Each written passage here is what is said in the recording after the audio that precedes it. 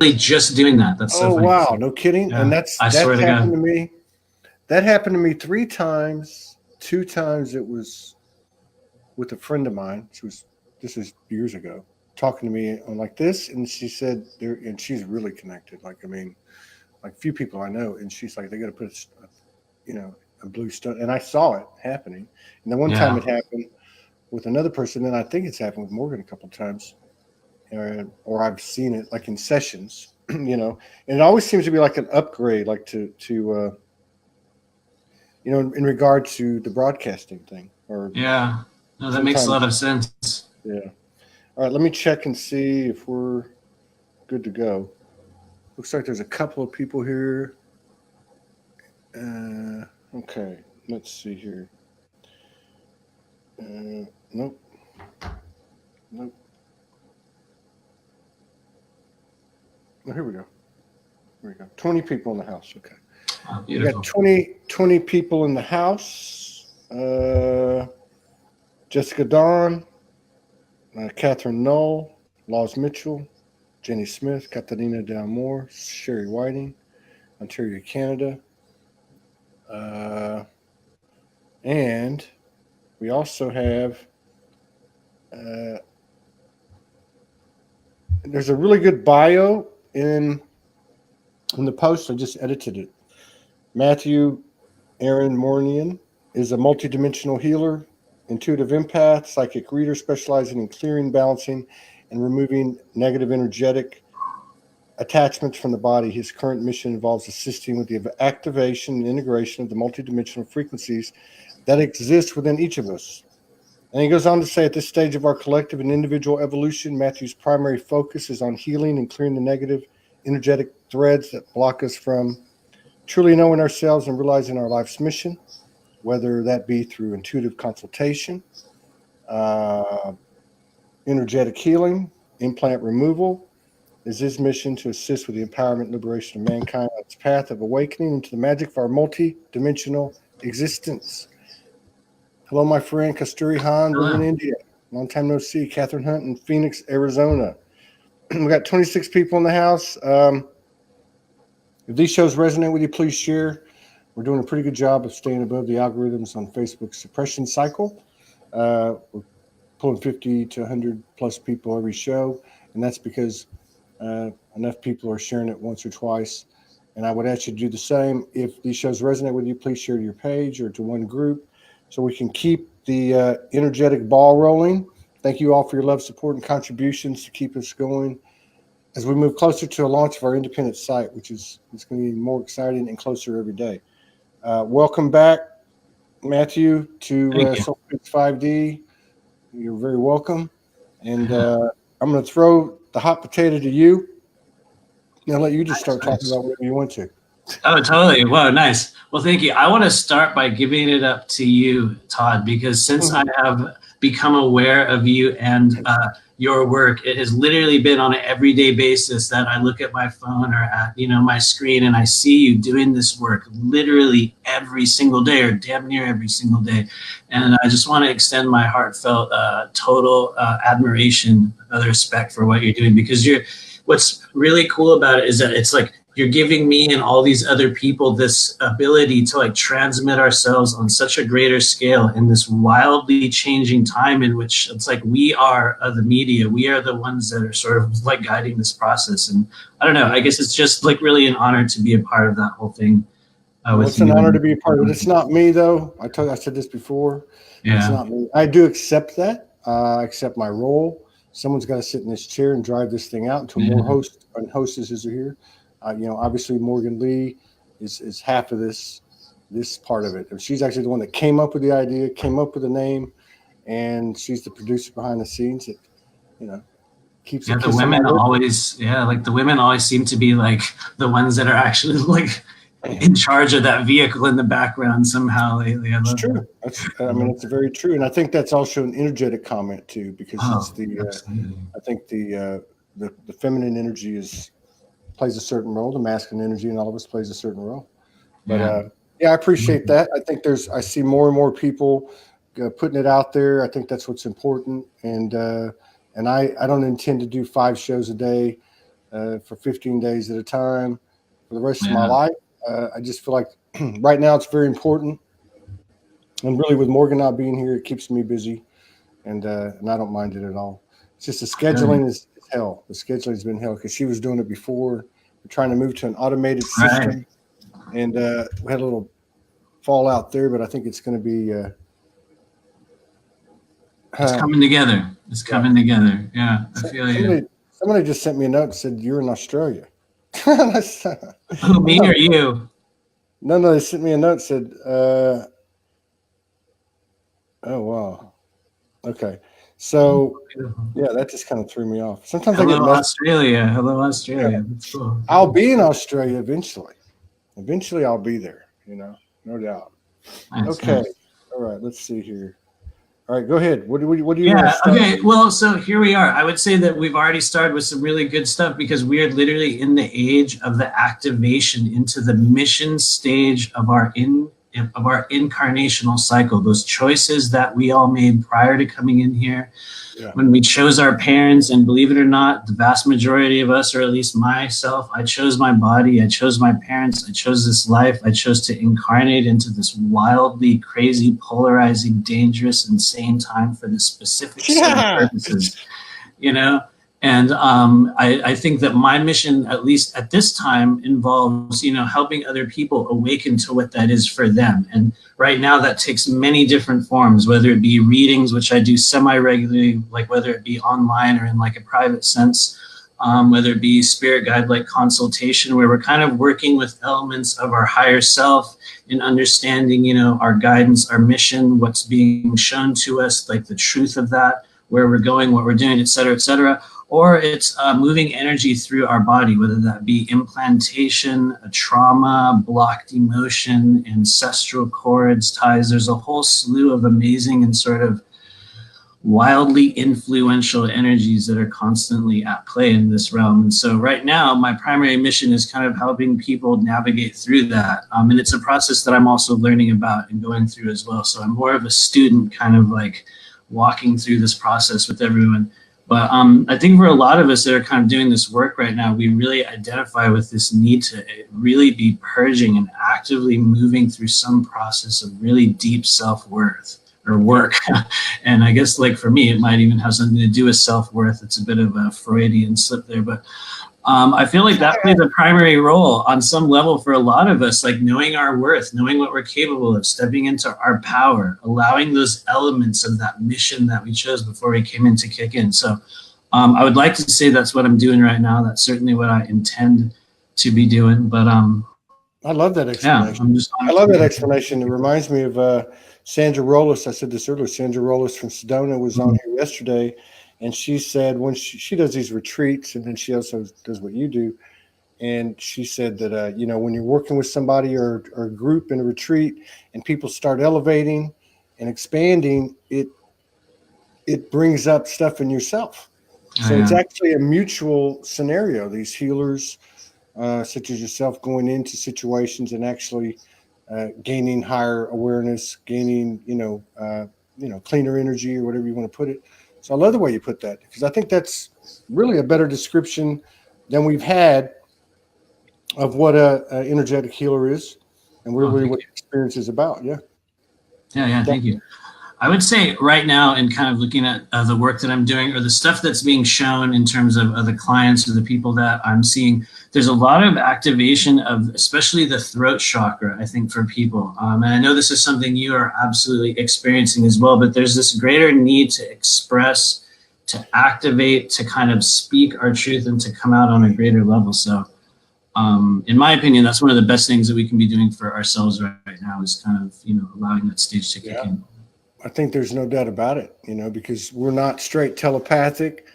We don't have perfect clarity there. There's a lot of different schools of thought. I heard one yesterday that, two people have to be in alignment to be telepathic. I don't believe that. Oh, I love that. Yeah. Somebody very close to me, I won't say the name, but because it's not really about that, but it's just that was said to me, and I don't believe that. My thing is we don't have clarity. I think we can agree on that.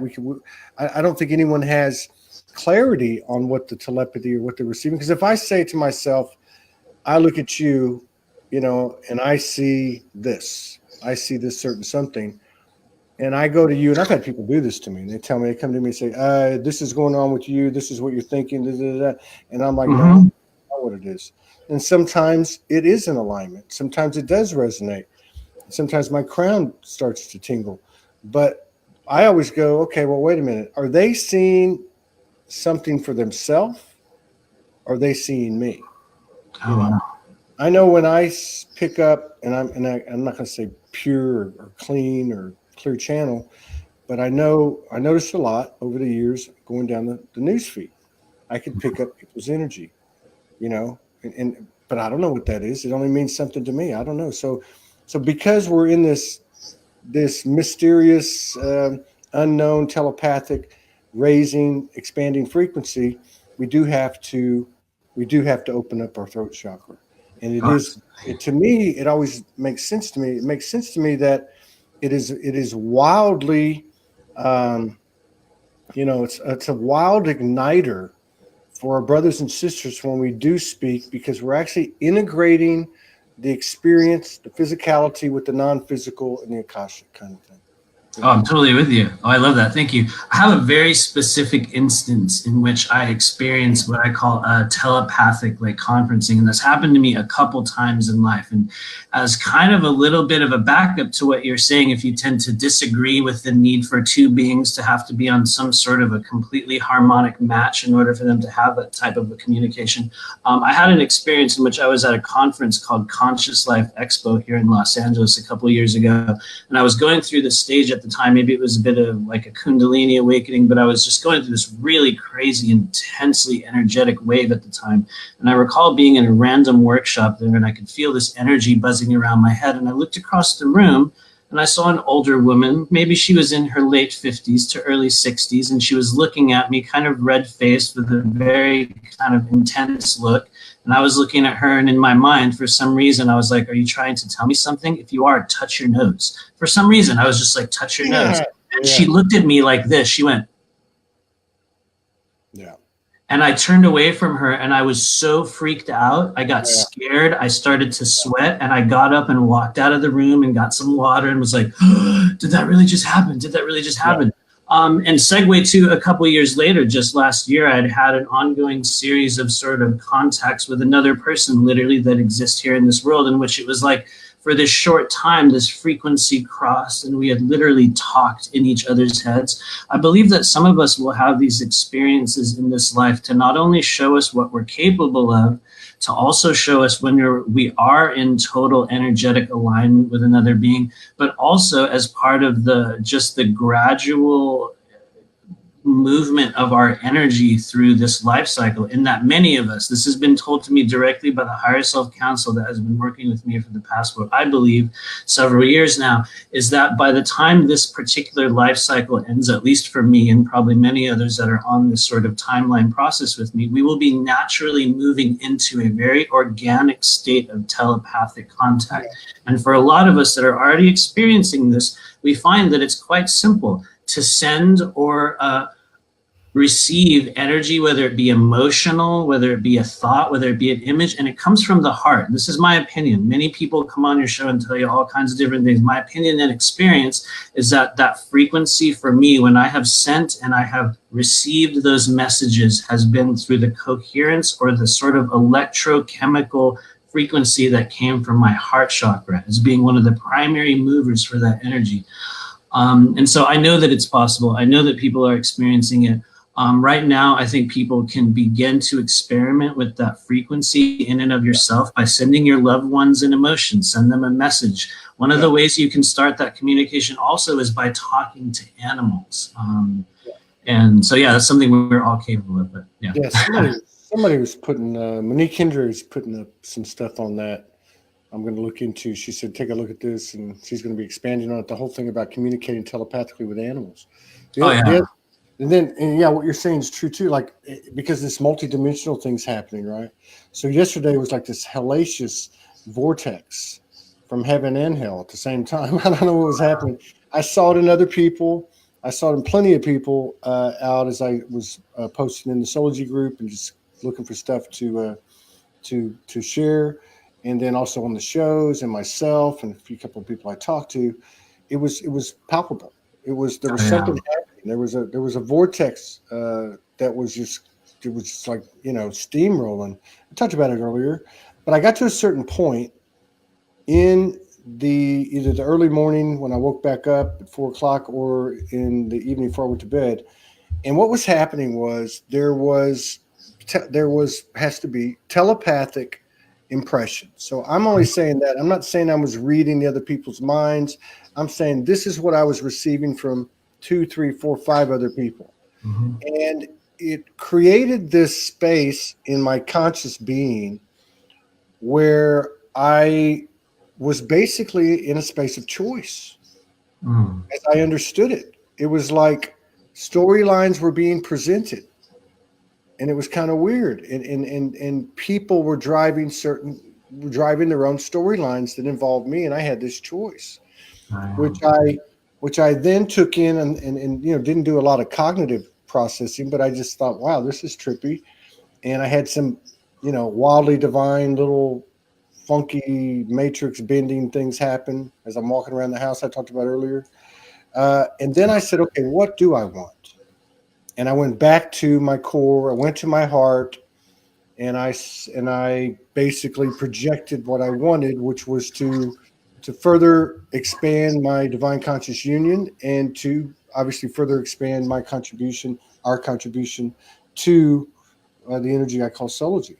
And I felt very much so like it worked. It like took all of the distortion away in my field, and it Yeah. made it very clear. And my impression was those that were involved had more clarity as well. I don't know if that's just me.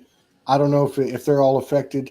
I don't know how that stuff works. The other thing I'll say too about your story is I remember being in, because I don't know what it is, what you were talking about. I mean, or what I was talking about. I don't Yeah. know how it works. Just to talk about it is all I know. But I was in a restaurant last summer in Houston, and we had just gotten married. Morgan went back to Australia. I was hanging out with my kids a little bit and staying in a hotel, and I would walk to this. It was a Vietnamese restaurant. I sat down in the middle of the afternoon. 2 or 3 people were in this restaurant, Mm. and this guy sits 2 tables away from me. And I'm telling you, I've been psychically attacked. We all have. But to be in a space like that where you're kind of minding your own business, there's a physical Mm. representation of where the energy is coming from. And this dude was coming at me hard. I Mhm. mean, and it was the same type of thing happened. And I had a thought, like back the fuck off or whatever it was. And I looked over and could see, like what the lady did to you about touching the nose. I could see, in my opinion, that he heard what I said. So, Oh, he probably did, or at least like the higher self. Those higher or self was aspects. it some type of was it some type of psychotropic technology? I don't know. You Because know, there's always that part too. Can thoughts be implanted in people's heads? I mean, that's why I say it's gotten we can make it so complex. And it just seems like we stay in the space you're talking about and where you're absorbing yourself. And so many of us out here, everyone here in the audience, that's what's going to serve us best and serve our brothers and sisters.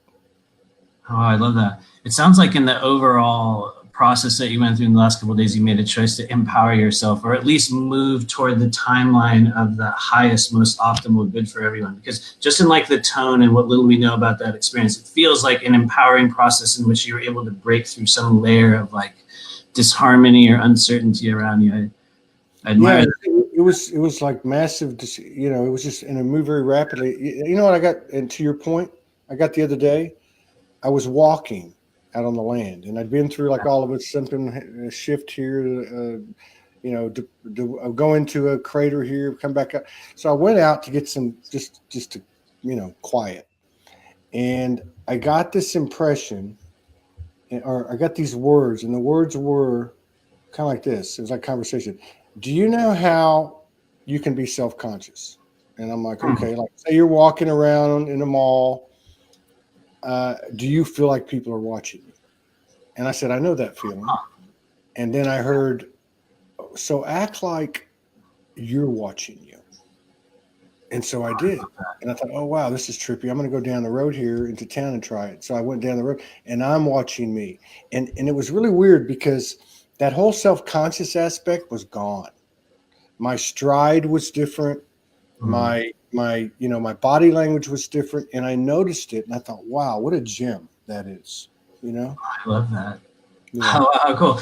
As a bit of a non sequitur in somewhat of like a reaction to that, you mentioned you were watching you. And I really love that because it is my understanding and experience at this stage of the game that that's been one of the primary elements of my experience, in that for a lot of us, and this is where we go solely into kind of Matthew's experience and Matthew's opinions about how time works. By my understanding, at least in my case, what we're doing is we're literally observing ourselves from a future point on another timeline. And for me, I will specifically do this in a session or just on my own. I will call out, I will mark a time. I'll say March 23rd, 2019, mark this time, Matthew will be coming back to assist you at this time. And I'll put these time markers in my consciousness because it is my understanding that we are quite literally assisting ourselves from another point in time, or at least I know I am. And that future self like integration process was a really big thing for me over the past few years because it was one of the first what I would call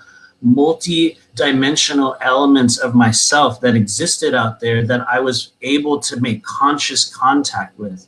And that I think it was right around the beginning of 2016, I would say probably right around like February or so, where I had a couple key experiences where it was literally as if something was coming into the top of my head. And very, very, very interesting. Just, you know, as kind of a segue out of like what you were talking, I mean, we are rather talking about, we are literally observing ourselves on so many levels. So that's an interesting. Yeah, it is. And that thing that you're talking about with the future, I mean, you know, let's see, I mean, whatever you call it, this is a little note, and I'm familiar with this because Morgan's used it with me for years. She wrote yesterday, some of the most profound moments of transformation for me have occurred in the conversations I have with my older self. After many years of conversations with my younger self, I realized that my older self also existed. No time, no space allows for the older, wiser aspect of me to communicate the exact right information for me directly to me. And as she always says, contact that future self because they've already got whatever's bugging you sorted, right? Absolutely. Even taught me to the point where I don't have to have a conversation with that older self. And I look at the older self really in the same way I would look at the higher self, you know, and I don't even have to have a conversation. I can just align with that energy. That's what she taught me. So yeah, you know, this type of stuff I think is the gold nuggets that are starting to come to the surface, you know, and they really are. It really is starting to come to the surface. People are kind of getting past. I'm watching this for the last 2-3 years. With the show, they would come out and this is what you do and this is how you do it, and that's it. Like my way or the highway thing, right? And now I'm starting to see people understand and feel and experience that we all have a piece. Everybody has a piece, and some people gravitate to this and some people gravitate to that, you know.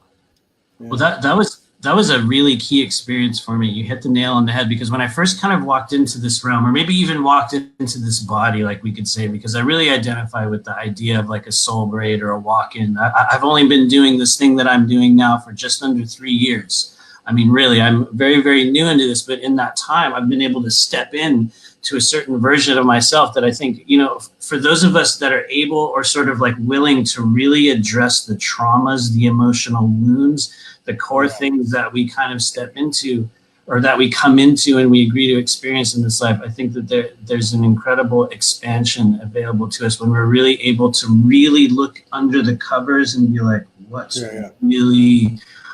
really, really in there. But that said, and I kind of almost lost focus on the comment I was about to make about like what you just said, but that whole future self aspect, by my understanding, you know, that's a needed thing, especially like for me, like always weighing the contrast like between the previous version of Matthew on that lower timeline and the one that's on that 5D timeline that says choose love, or you know, choose expansion, choose empowerment, choose, you know, like growth, whatever that is. So I don't know. I think it's important to stay in contact with those two elements, but at least right now, like for me, it's about fully stepping into that empowered state. Whatever that means. Yeah, and it's funny, you know, it's funny. I love talking to you because it just reminded me of something. So I'll lead in like this. So for so long, and I know I'm not alone, you know, for so long, shadow work, inner work, shadow work, inner work. And the theory behind it, you know, you're transforming your energy to higher love or pure love or whatever the case is, the original DNA. And you know, we're the human part of it is like, okay, where is the evidence? How do I see that? You know, I mean, where is it? It's just, you know what I mean? So in this time period, I guess today's the 23rd, over the last 2-3 days, I come out of a 13 or 15-day run of 3 to 5 shows a day. I'm hitting it hard. Morgan's been gone. I'm scheduling when I can. I mean, I'm not freaking out. Messages coming in. I'm not able to get back to this person. They said this to me. That said all that, whatever. But as I came into the end of that, I had a day off, which was actually the full moon day, and I had that experience that you talked about, where I had that experience that I wrote about. But what I'm getting to is that yesterday was like a vortex. Yesterday was like this culmination. I went from one scene, one show, one occurrence, one interface with someone, and they were just intense, and they were all related, and they were all telling me a message, like reading a book. And so I was like, F this, you know? I was like, F this. I put my phone down. I got my keys. I got in the car. I went down to the store. I bought a beer, okay, a single beer. I went down to the baseball park and I sat there. Nice. Right?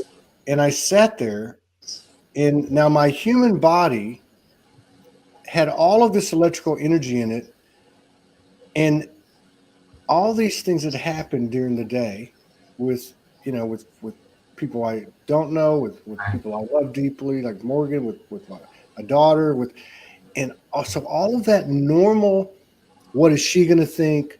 What does he think he's doing talking to me like that? But all those things that should have been accompanying the physical sensations I was receiving, you know, the faster breathing, the face turning red, the skin warming up, they didn't come. Yeah. And I was like sitting there going, what? I mean, like almost wanted to jump into that. I almost wanted to jump into that. And I tried it a couple of times. I said, what was he thinking? Or what does she think about? And it totally. Like you get like the loop going, you know? I tried to, but it didn't work. And I didn't try to, I'm not going to do that. I actually jumped into it. Okay, I'm going to try it. It didn't work.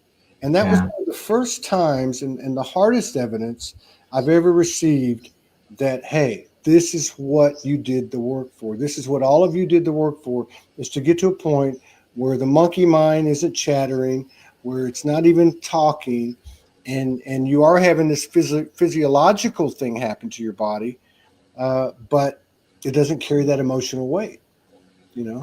It was just really, really trippy. You know, it really was.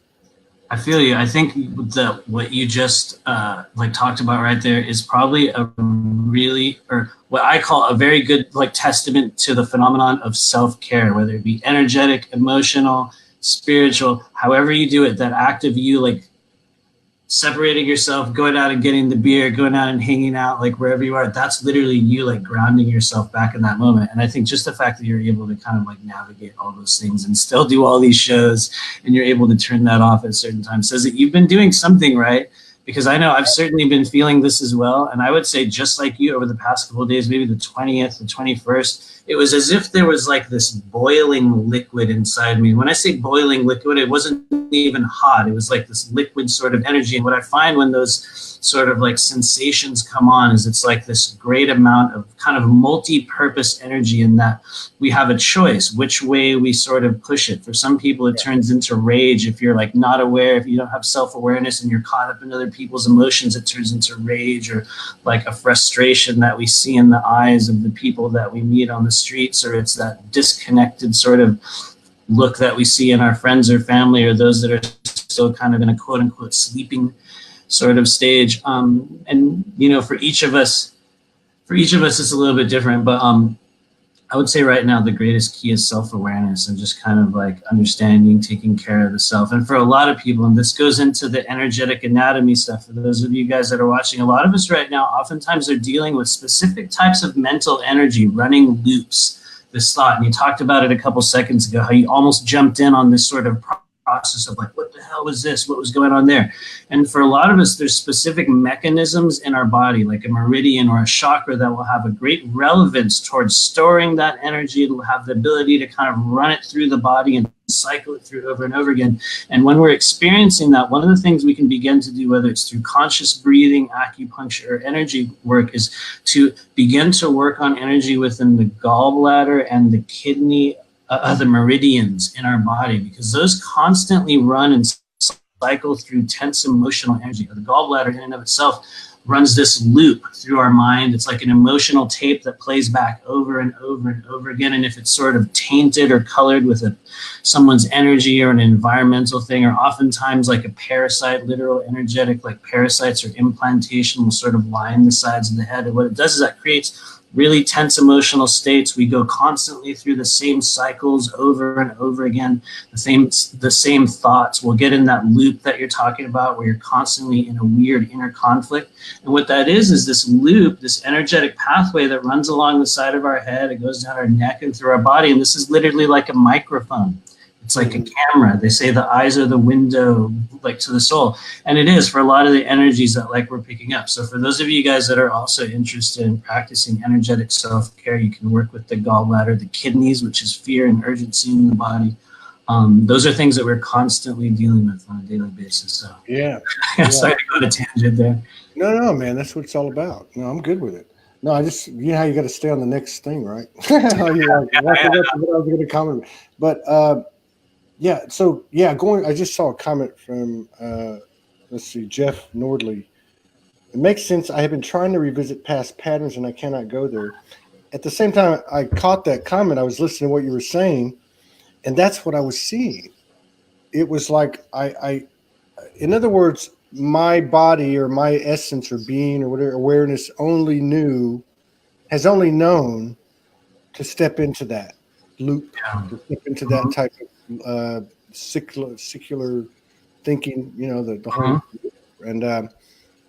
and so that's like comfortable, right? Yeah.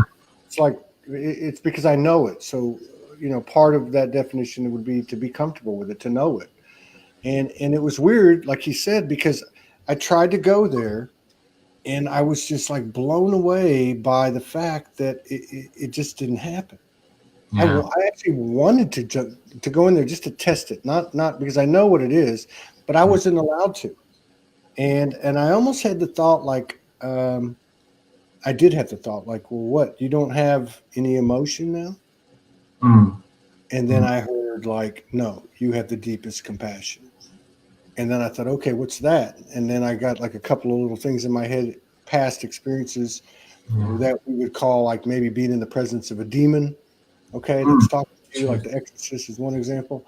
And so I was taken back to that occurrence, and they said, or I heard, you know, how do you feel about that being now? Which was like the far end of the dark spectrum. Yeah, that's, you know what I mean. And I said, and I didn't have to say it. It just said, I have compassion for that being, you know. And I was like, wow, this is tripping me out. And so yesterday, oh well, I'll maybe give a day, take a day, but yesterday seemed to be this huge, you know, I mean, this huge energetic. I don't even want to say wave. To me, it was like just just like wave after wave after wave that was just like spinning and spinning like a spiral, faster and faster. And I observed it, not just to myself, but other people. Yeah, no, I think that's literally what we have to do. You talk about these waves, and by my understanding, or at least the experience that I'm having, for a lot of us, this will correspond with literal timeline shifts. There's people that come to me every day and they're like, I wake up in the morning and I walk outside and things are different, a little bit weirder, small things on a daily basis. I walk outside literally almost every day, myself, and I'm like, what's different here today? And what I've been noticing, and I see other people like coming on your show and also speaking about this, is as we go through these purgative things that we're doing, it's almost like the energy on like a collective level rises and it rises and rises. And I think for us, it was right around the equinox or whatever that was that just happened. It's like the wave will crest. And with that wave that's cresting, and this is kind of a weak sort of like a metaphor, but those of us that are sort of riding the top of that, so to speak, maybe we're in an active process of engaging in self-work, actively engaging in our mission stage. We're actively working towards something in terms of, some form of spiritual growth or like empowerment. It's as if whatever place you are within this curve or this wave, whether it be a bell curve or an actual wave of energy moving through us, those of us that are in like a particular space or like say like a position on that wave are going to experience kind of like an upgrade, a movement, or almost like a graduation into other phases or other areas. And I think one of the ways we can notice that on a visual or sort of like a physical sense is what changes in your life on a daily basis. And I don't know about you guys, I might be going on a little bit of a non sequitur here, but no. I think what you're talking about is a timeline shift also, especially when we make choices. We make specific choices and it brings us into this whole new sort of, experiential section. So I think that's what you're talking about. And I think there's level, and I think there's different ways it comes in. So some might be like you can clearly see two timelines or something, and you make this choice, or you can see it from your mind's eye how it worked, or something falls into place. And then there's these other things, which this happened to me yesterday. So I talked about walking by a box fan in my living area, and I looked down at it, and in the frame of it, which is about this thick as my fingers, was like that. And it looked like looking into a globe, like looking into one of those water globes, or looking into like a wax, or where they'll do like wax and they'll have like a scene inside, like a nativity scene or something like that. It was trippy. But the other thing that happened, I talked about it on the other show, but the thing that I didn't mention, 3 times last night, and I never do this, I'm telling you, I don't have a lot of stuff. So just 3 times last night, in a matter of 2 hours, my keys disappeared. Now I was from my place up here where I'm broadcasting back and forth, just to walk across the hallway. Yeah. And I was like, so the first time I was like, you know what? I know I left that stuff here. I know I left it right here. And I only went from here to the bathroom and back. And so I sat down on the couch and I said, okay, let's go back to the space. Like, let's go back. I don't know how to describe it. Right. Found the keys. Happened the second time. Found the keys. The third time it happens again. And I just started laughing. I said, this is bullshit. I said, I know the keys were right there. So I sat down on the couch and I said, okay, I don't know what's going on. There's definitely something happening here. Like I'm jumping timelines or glitches or something's going on. So I sat on the couch and I said, where is it? Yeah. Where are the keys? And do you know that those little MFs were in the trash can in the kitchen? Oh, interesting. I walked right over to it. As soon as I got the information, I walked right over to it, reached it, and looked in there, and there they were. And so I was like, okay, so something's going on. I wasn't like, oh my God, I got to tell the world. Yeah. Something's happening, and I'm with you. It's like these waves come in, and because there is a little bit of an ebb and flow, right? Mm-hmm. And they come in, and then like yesterday was just like snap, snap, snap, snap, snap. I mean, everything was just like snap, snap, snap, snap, snap. Yeah. Oh, I feel you. And just so you know, I'm gonna kind of break from our model here, and I'm literally gonna pull a tarot card on what's happening I with was like going to ask you, okay, activity. this is where we're at. I was going to ask you in 6 minutes. Oh, I love that. No, it just occurred to me like 3 or 4 minutes ago. I said, you Yeah. know what? We've never done a tarot card pool, and I'm going to ask him to do that because I told him we don't do that. But Right. I was actually, yeah. Oftentimes, what will happen, and this is literally any time I talk to someone, whether it's in a session or I'm on a thing like this, or I'm just talking to somebody, I'll just pull out cards, and I'll just pull out one or two and just be like, "What's happening there?" You know, and it's funny because I pulled out a number of cards while you were talking, and most of those have to do with like a movement or a gradual kind of change, a shifting on multiple levels, and also has to do with signposts. But right before I said that, I said, you know, I'm just going to pull a card for Todd here live on this thing, talking about his connectivity, talking about what's going on with him, his mission, his destiny. And for you, my friend, it is the star. If you're talking about some sort of a guiding hand, a destiny aspect, a place that you're going to go, an experience that you're going to have, whether you turn right, left, make a U-turn, the star brings shifts, elements of your destiny, and things that are chosen to happen in the physical incarnation. It's an interesting thing. I think when we look at, you know, this sort of thing from a one card, say like a viewpoint, it tells us that whatever's going on with you in the moment with respect to energy or spirituality or some form of like dimensional interference, if it even could be that, it's definitely meant to be happening. So when we have things like losing our keys or just odd occurrences, and, you know, for those of you guys that are trying to understand the tarot and how it, you know, like relates in your day-to-day life, we get something like the star, and that's literally them saying, well, that's meant to happen. That's part of the process for you. So interesting. No, that's you know, throw that in there, you know. No, I'm not had a lot of experience with cards, but the experience I've had with cards, kind of like, you know, you go to a bookstore. I used to do this all the time when I had a lot of books and read a lot. I would go to and I'd say, okay, show me where I need to go.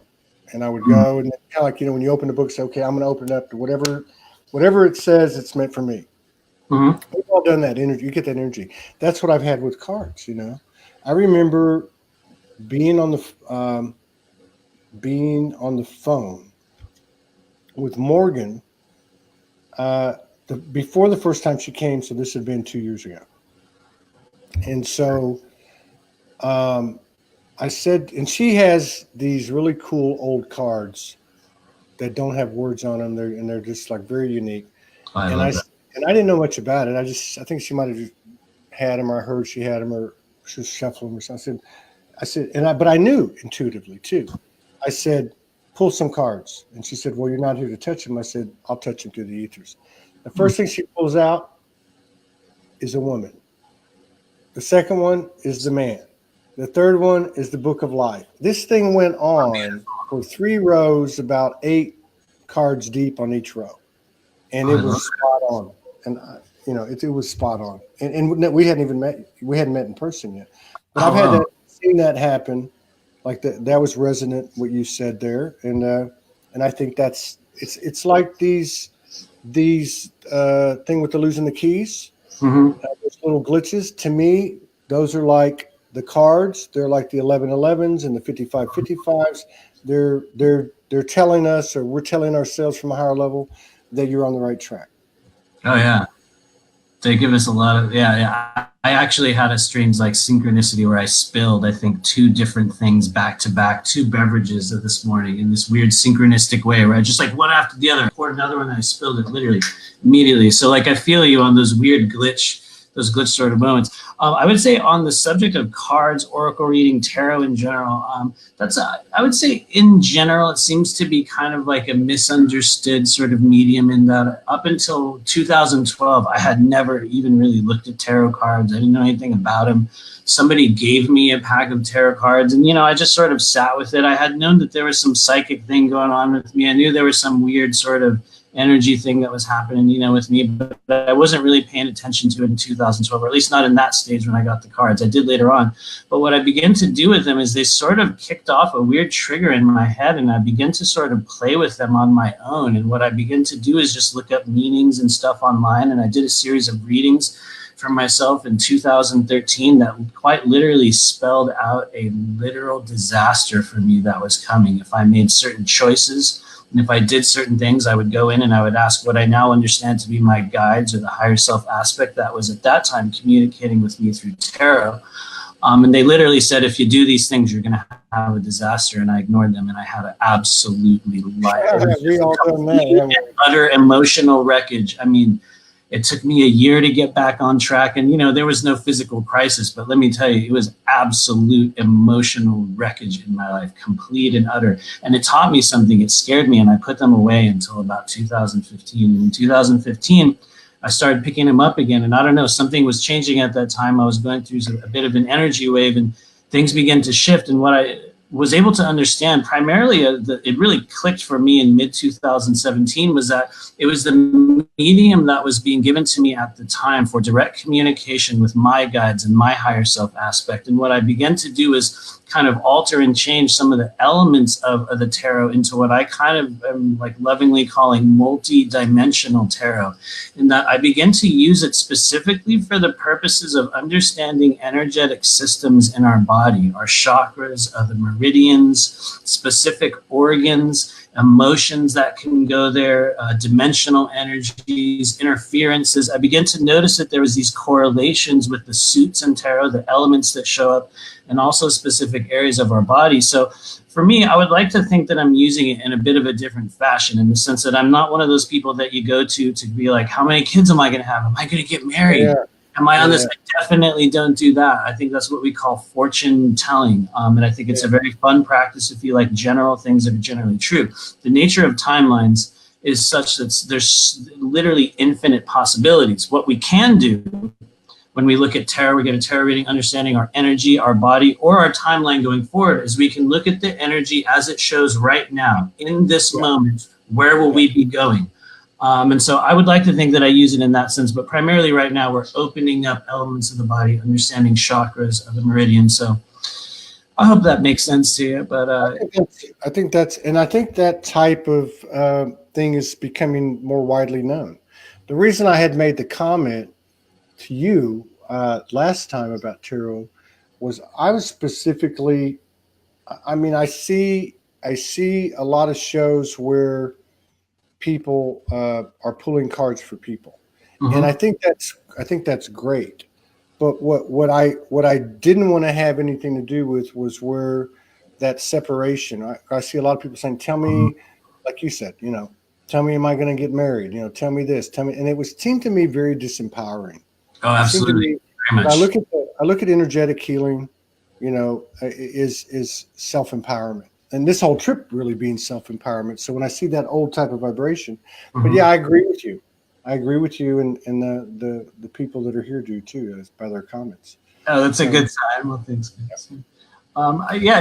It's just one of the things, like the tools that I think are being shown to us right now. Like the Law of One, I think talks about how I think tarot originally or originated maybe even on planet Venus or something like that. And these archetypal images have been passed down and kind of handed to us for the purpose of understanding our own energy and our own processes, not necessarily for looking into the future and seeing, all these things, but for understanding where we are now and kind of how to make the most of this experience. And so for me, it's just one of the tools that I'm using in the energy of the moment. But for right now, it seems to be gaining, I would say, the frequency of tarot on a collective level as we move more toward into this thing called a social memory complex that they talk about in the Law of One. I think that tarot in and of itself is raising its frequency, and that we have the capability to glean much more information about where we're going and what we're doing when we're using, things like that, more so than we were able to in years past. That's just been my experience, though. So yeah. No, I'm with you on that. Yeah. Now, you mentioned the Law of One. A few people have mentioned that. Morgan mentioned that in her early development. That was a big factor.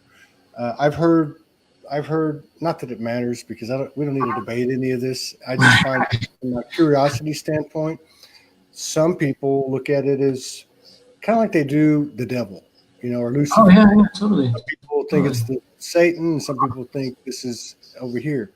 But the law of one seems to be a pretty well, written. The parts of it that I've listened to on YouTube and a few things that I've read seems to be pretty laid out pretty good.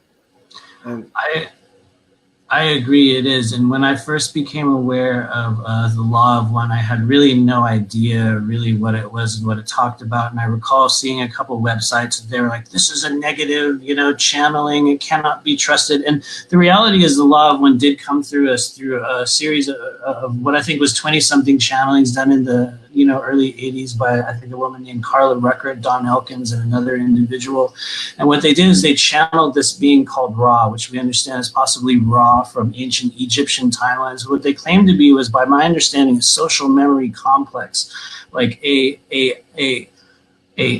group of consciousnesses that had gone to this higher level of vibration. By my understanding, I think it was fifth or sixth density social memory complex that had been guiding us, or basically sending this message to us that, by my understanding, talks about how we all come from one source, and that the journey here, as this physical being in this realm, is to really, come into contact with the understanding that we are literally all one being going through this group experience as one. So when I began to understand just the simplicity of that statement alone, I immediately was able to realize that in and of itself, there was nothing negatively polarizing about the law of one, but what it does talk about is the duality in our earth-based experience. And with that, how we will experience both sides, the highest highs and the lows of the lows. And that's just kind of one of the things that we sign up for. So for some individuals that are here right now, the law of one could very well relate to something that could be potentially negative in their life. What I can tell you about my understanding is very limited of the law of one is that I understand it to be the timeline from which Matthew's consciousness originated. In that I believe that's the group, the soul group that I most resonated with. I believe that was sort of my consciousness was filtered through the experiential kind of, lens of what the law of one represented. So for me, I believe that's where, I originated. And it's kind of like one of the power sources that I will continually recognize as an aspect of my sort of mission here in this realm. I get that too. I get that like certain people have certain fractal lineage, ultimately it all goes back and we can pull from all of it at some point, some level, maybe even this level in this moment, but that there's, like what you said, that's where Matthew, his roots came, and I remember, talking to Morgan early on, that was one of the first things that she started to receive, both etherically and through, through reading it. I think it's interesting how all of these things are meshing together now: the angelic, the archangelic, the galactic. And I'm not saying that any of these things even exist or don't exist. What I look at is anything that makes you think. Anything that creates a reaction, like, oh, that can't be true, or oh, the law of one is satanic channeling. Anything where you got to throw an absolute down and say, hey, that is the way it is, or that's not the way it is, you're opening yourself up. Like I told somebody earlier today when we said, it's got to be this way. The what do you call it? The Galactic Federation's going to show themselves in the sky. And I'm like, how do you know? How will we know that's not Project Bluebeam man-made craft that they've been hiding for tens of decades, or it is? And how do we know? I mean, anything that, and he said, well, it's got to be because it's got to be. Well, I've learned in my own experience, anytime I throw an absolute down with the universe, I get a split kick in the ass, and I'm on the concrete going, okay, what now? So, I just think it's I think another thing that we're doing that's really, really fantastic for the universe is being in these physical bodies, having these brains and minds, and having to go from this place of prove it out, define it, see it, touch it, feel it, to a place of that no chatter anymore, quantum kind of thinking, if you can put it that way, because there's no thinking involved in it. It's a different kind of thinking. It's just like this space, where the intuitive, the conscious, the unconscious, everything is just like right there. You know, it's like a hum, like you know. So we have to form that method of traversing this transition. That's why I say I think we're the new good book. We're the new template. Okay, so how do people? Let's go again. How do people find you? Yes. RememberYourMission.com is my current website. You can book a private, like a clearing with me, a reading, all sorts of things at this stage. I have a multidimensional tarot and intuitive activation course that I'm doing next Sunday on Zoom online. There's a few spots left. If anyone wants to sign up for it, we are literally almost full. I think there are 3 at this time. I might open it up to a few more people because a lot of people have been asking. But what we're doing in that course is looking at energetic systems in our body, the chakras, the meridians, how to identify, how to do a reading for yourself, how to understand and look at blockages through the eyes of the tarot, these archetypal images that can illustrate a tremendous amount about what's going on. So that's the next event that I have. That's March 31st and April 7th. It's a 2-week course. In addition to that, you guys can find me on the website for energy clearing readings. And yeah, it's just an honor. It's truly an honor to be here with you. Yeah. Right on, man. I'm very grateful to be on this strange team with everyone here on this whole broadcast, the multi-dimensional team that we're all on. Somebody said you should create multi-dimensional tarot cards. Oh, you know what? I would love to, and that's absolutely a goal. Thank you for that. Thank you. Yeah. It's all coming. right. So we'll be back in an hour with Emily Harrison of Akashic Academy, who does they do a lot of videos, and we're just going to see what happens. Thank you, Matthew. See you again. I'll reach out to you soon. We'll get back together again. Take care, everybody. We'll see you a little bit later.